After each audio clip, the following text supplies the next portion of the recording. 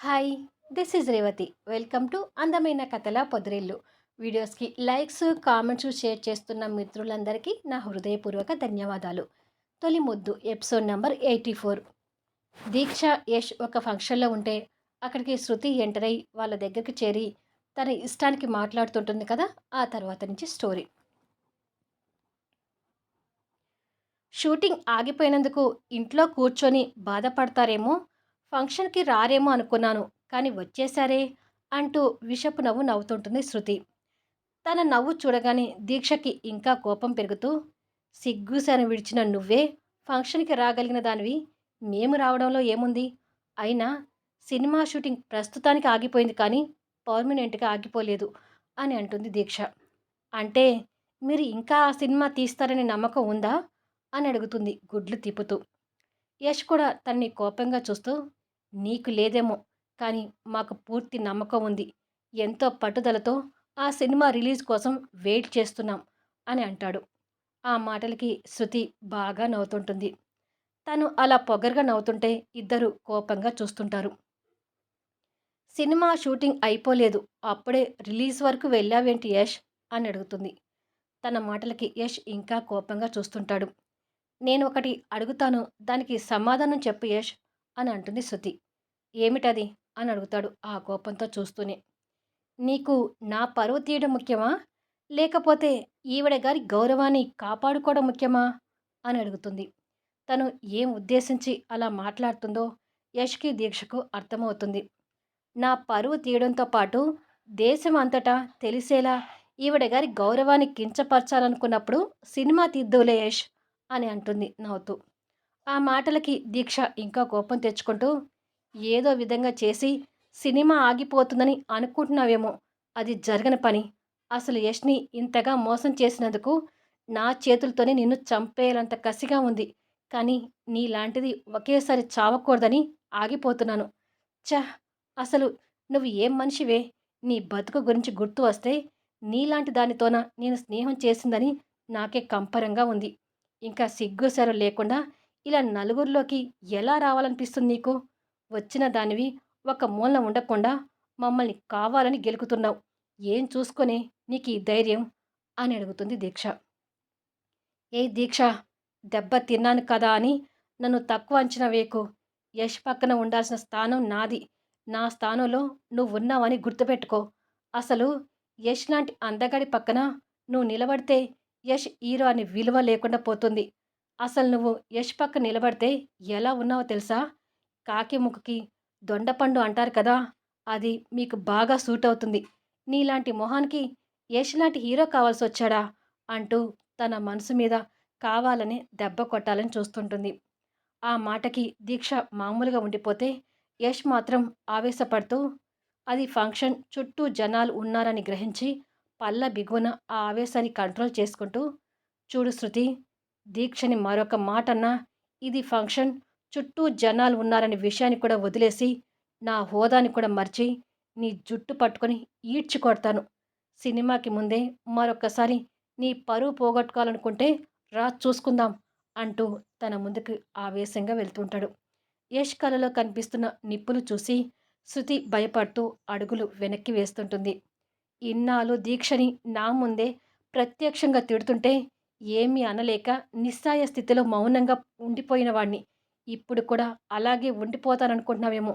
దీక్ష జోలికి వస్తే cinema release వరకు కాదు, ఇప్పుడే నేను నరికి పోగులు పెట్టడానికి కూడా వెనకాడను అంటూ తన ముందుకు వస్తుంటే యష్లో ఎప్పుడూ చూడని ఆ ఆవేశాన్ని చూసి నిజంగానే అందరి ముందు కొడతాడేమోనని భయపడుతూ వెనక్కి వెళ్తుంటుంది. ఇంత జరిగినా కూడా దీక్ష మనసుని ఇంకా బాధ పెట్టాలని చూస్తున్నందుకు నిజంగా నిన్ను కసితీరా చంపేయాలంత కోపం వస్తుంది అంటూ యష్ తన ముందుకు వెళ్తుంటే, ఆగు యష్ అంటూ దీక్ష యష్ చేపట్టుకుని ఆపి, ఈ దిక్కుమాలిన దాని జోలికి వెళ్ళి ఇక్కడ నీ వాల్యూ పోగొట్టుకోవడం ఎందుకు యష్? ఒక ఆడదాని మీద చేయి చేసుకుంటున్నట్టుగా ఇక్కడ అందరూ నిన్ను తప్పు పట్టకూడదు. ప్లీజ్ నీ ఆవేశాన్ని కంట్రోల్ చేసుకో అని యష్ని వెనక్కి జరిపి, చూడు శృతి, మర్యాదగా నీ దారిన నువ్వు వెళితే మంచిది. లేకపోతే ఈసారి యష్ కోపానికి నేను అడ్డురాను. యష్ ఆవేశానికి నీ పరిస్థితి ఇంకా హీనంగా మారకముందే మా ముందు నుంచి వెళ్ళిపో అని అంటుంది.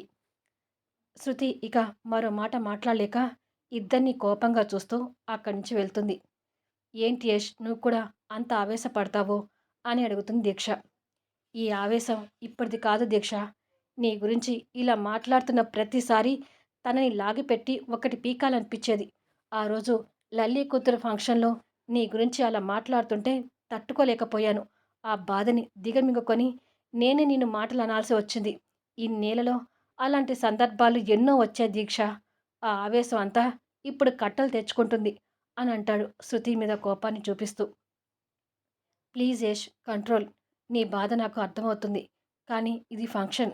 ఇక్కడ ఏదైనా గోల జరిగితే మనకి కూడా మంచిది కాదు. కాస్త నలుగురితో కలిసి మాట్లాడితే ఆ బాధను మర్చిపోతావు. ఆ తర్వాత రిసెప్షన్ జరుపుకున్న ఆ జంటను ఆశీర్వదించి వెళ్ళిపోదాం అని అంటుండగానే హాయ్ యశోదర్ అంటూ కొంతమంది ప్రొడ్యూసర్లు డైరెక్టర్స్ వచ్చి యష్తోనూ దీక్షతోనూ మాట్లాడుతూ ఉంటారు. వాళ్ళకి కాస్త దూరంలో ఉన్న శృతి మాత్రం ఎవ్వరూ తోడు లేక ఒంటరిగా ఉండిపోతుంది. దీక్ష శృతి పరిస్థితిని గమనిస్తూనే వచ్చిన వాళ్ళతో మాట్లాడుతూ ఉంటుంది. దీక్ష అలా చూడటం శృతికి ఇంకా అవమానంగా అనిపించి కావాలని ఓ నలుగురు దగ్గరికి వెళ్ళి హాయ్ అంటూ మాటలు కలుపుతుంది. వాళ్ళు కూడా హాయ్ అని తర్వాత అంటీ అంటున్నట్టుగా మళ్ళీ బాయ్ అని చెప్పేసి వెళ్ళిపోతారు. అదంతా దీక్ష గమనించటం వల్ల శృతికి ఇంకా గిల్టీగా అనిపిస్తుంటుంది. అది నీ బతుకు అని దీక్ష కళ్ళతోనే తనకు చెప్తుంది. శృతి అది అర్థం చేసుకొని కోపంగా దీక్షకి కనపడకుండా వెళ్తుంది. యష్ కూడా కాసేపట్లో ఆవేశాన్ని మర్చిపోయి దీక్షతో కలిసి అందరితో నవ్వుతూ మాట్లాడుతుంటాడు. కొద్దిసేపటికి యష్ దీక్షతో కలిసి వధూవరుల దగ్గరికి వెళ్ళి వాళ్ళని ఆశీర్వదిస్తూ ఉంటారు. ఆ దంపతులు కూడా యష్ దీక్షతో కలుపుగోలుగా మాట్లాడుతూ ఉంటారు. వాళ్ళతో ఫొటోస్ దిగి కిందికి వస్తారు. శృతికి అదంతా అవమానంగా అనిపిస్తూ విక్రమ్ వస్తానన్నాడు ఇంకా రాలేదేంటి అనుకుంటూ విక్రమ్ కోసం ఎదురు చూస్తుంటుంది. కొద్దిసేపటికి యష్ దీక్షను తీసుకొని బయట కార్ దగ్గరికి వస్తుండగా విక్రమ్ వాళ్ళకి ఎదురవుతాడు. విక్రమ్ సడన్గా వాళ్ళని చూసి మొహం చూపించలేక తలదించుకుంటాడు. విక్రమ్ చూస్తున్న దీక్షకు మండిపోతుంటుంది. యష్ కూడా విక్రమ్ వైపు కోపంగా చూసి మనం వెళ్దాం పద దీక్ష అంటూ దీక్ష చేపట్టి వెళ్ళబోతుండగా ఒక్క నిమిషం ఆగు యష్ అని దీక్ష విక్రమ్ దగ్గరికి వెళ్ళి ఇంతకుముందు ఒక ఫ్రెండ్గా నీ మీద నాకు గౌరవం ఉండేది. యష్కి బెస్ట్ ఫ్రెండ్గా ఉండిపోతావు అనుకున్నాను కానీ పక్కనే ఉంటూ గుంటలు తీసే నక్కలం మిగిలిపోతావని అనుకోలేదు. నీ పాపం పండటానికే వచ్చింది కాబట్టి మీ బుద్ధులేంటో యష్కి తెలిసాయి. ఛ! మీ ఇద్దరిని నేను అసలు మనుషులని కూడా అనుకోవడం లేదు. మిమ్మల్ని పశువులతో పోల్చినా కూడా ఆ పశువులు కూడా బాధపడతాయేమో అంటుంది. దీక్ష మొహంలోకి చూడటానికి విక్రమ్ ఇబ్బంది పడుతూ సారీ దీక్ష అని అంటాడు. ఎవరికి కావాలి నీ సారీ?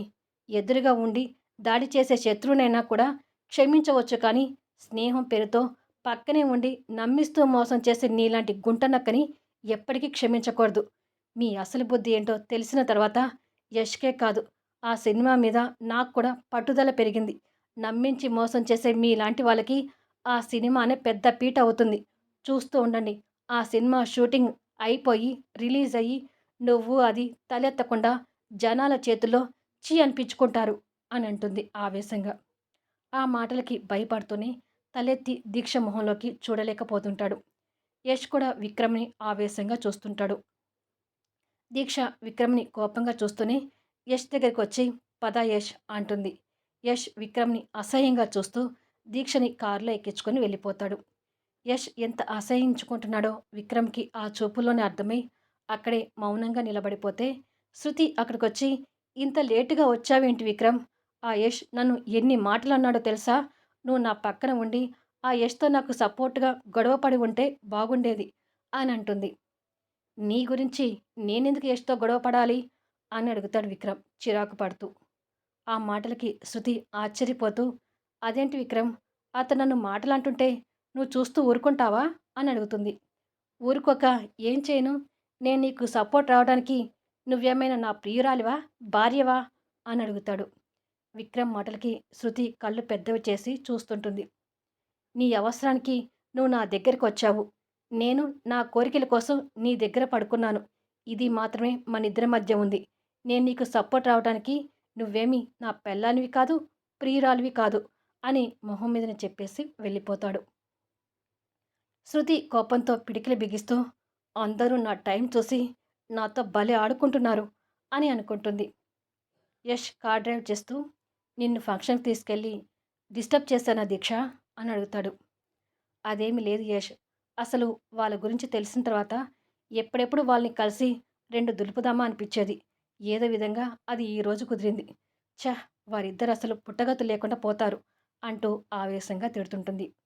యష్ ఒక చేత్తో దీక్ష పట్టుకొని, కూల్ దీక్ష, ఇక వాళ్ళ గురించి ఆలోచించటం మానేసి కాస్త ప్రశాంతంగా ఉండు అని చెప్తాడు. దాంతో దీక్ష కూడా తన ఆవేశాన్ని పూర్తిగా కంట్రోల్ చేసుకొని యష్ భుజం మీద వాలిపోయి, నిజమే యష్, మనమిద్దరం ఒంటరిగా ఉన్నప్పుడు మన గురించే మాట్లాడుకోవాలి కానీ వాళ్ళ గురించి అసలు మాట్లాడకూడదు అని అంటుంది. అవును అంటూ దీక్ష నుదుటిన ప్రేమగా ముద్దు పెట్టుకొని డ్రైవ్ చేస్తుంటాడు. ఇక రేపటి నుంచి నన్ను హౌస్ అరెస్ట్ చేస్తారంట. పెళ్లి కార్యక్రమం మొదలవుతుంది కాబట్టి నన్ను బయటికి వెళ్ళొద్దు అంటుంది అమ్మ అని అంటాడు యష్. నన్ను కూడా అదే అంటున్నారు. ఇక మనం ఫోన్‌లో మాట్లాడుకోవడమే అని అంటుంది దీక్ష. ఇక మనం చూసుకునేది పెళ్లి రోజేనన్నమాట అని అంటాడు. అవును యష్. అయినా మన పెళ్లి గడియలు కూడా దగ్గరికొస్తున్నాయి కదా అని అంటుంది నవ్వుతూ. హ్మ్. ఇక జీవితాంతం నా హీరోయిన్ గారిని ఎలా భరించాలో అని అంటాడు కాస్త బాధ నటిస్తూ. ఆహా! నన్ను భరించటం నీకు అంత కష్టంగా ఉంటుందా అని అడుగుతుంది కాస్త కోపంగా చూస్తూ.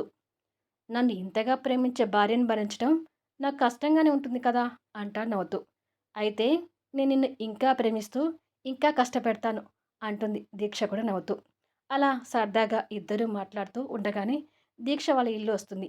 దీక్షకి ప్రేమగా ఒక ముద్దు పెట్టి వాళ్ళ ఇంట్లో తీసుకువెళ్ళి డ్రాప్ చేసి తిరిగి బయలుదేరతాడు. రోజులు గడిచి రేపు పెళ్లి ఉంది అనగా ఇక్కడ యష్‌కి, అక్కడ దీక్షకి మంగళ స్నానాలు చేయిస్తుంటారు. దీక్ష వాళ్ళ ఇంట్లో శరత్ మామిడి తోరణాలు కట్టడం దగ్గర నుంచి మొదలు స్వప్న, చందుతో కలిసి అన్ని పెళ్లి ఏర్పాట్లో హుషారుగా పాల్గొని చేస్తుంటాడు. అక్క పెళ్లి అనగానే చందు కూడా హుషారై ఆ ఏర్పాట్లో పాలుపంచుకుంటాడు. ఇక యష్ వాళ్ళ ఇంట్లో పెళ్లి సందడిలో లల్లి, సందీప్‌తో పాటు ఫనీ కూడా యష్‌కి సొంత తమ్ముళ్లాగా కలిసిపోయి పెళ్లి ఏర్పాట్లో భాగం పంచుకుంటాడు. యష్ మొహంలో వచ్చి చేరిన పెళ్లి కల చూసి ప్రతాప్ గారు, పద్దు సంతోషపడుతుంటారు. మనం అప్పుడు యష్ పెళ్ళిని ఎంతో భయంతో చేశామో, ఇప్పుడంత హుషారుగా చేస్తున్నాం కదండీ! అని అంటుంది పద్దు. అవును పద్దు. రాబోయే ఈ గడియల కోసం ఇన్నేళ్ళు ఎదురు చూశాము అని అంటాడు ప్రతాప్ గారు.